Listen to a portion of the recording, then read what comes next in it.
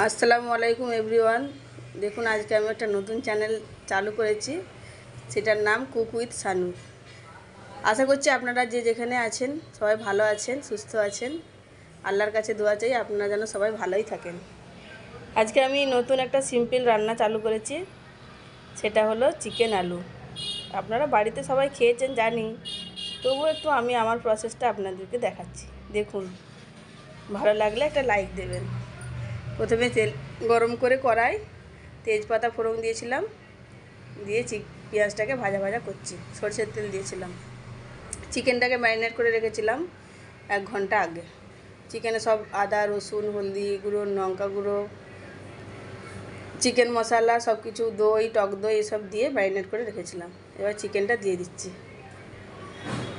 দেখুন, দিয়ে চিকেনটা এবারে নাড়াচাড়া করব। একটু জল দিয়ে দিলাম সামান্য। ফ্লেমটা কিন্তু আমার হাই ফ্লেমে আছে। এবার নাড়াচাড়া করছি।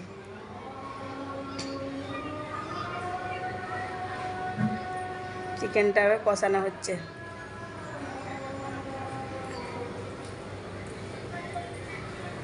আর কিছু মশলা কিন্তু আমি অ্যাড করিনি। আলু আগে থেকে ভেজে রেখেছিলাম, আলুটা দিয়ে দিলাম। তাহলে চিকেনের সাথে আলুটাও কষানো হয়ে যাবে আর আলুটাও সেদ্ধ হয়ে যাবে।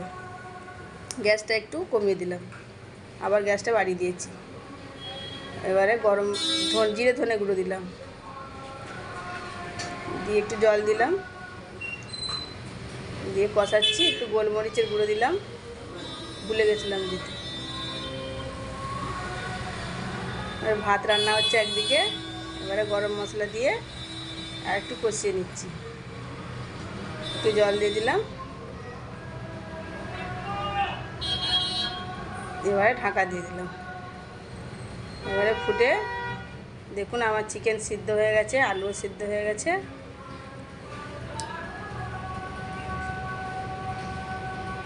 কালারটা দেখুন কত সুন্দর এসেছে, বেশি মশলাও নাই।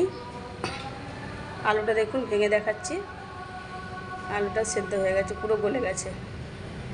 আমার রান্না কমপ্লিট হয়ে গেল। দেখুন এবার কালারটা কত সুন্দর এসেছে।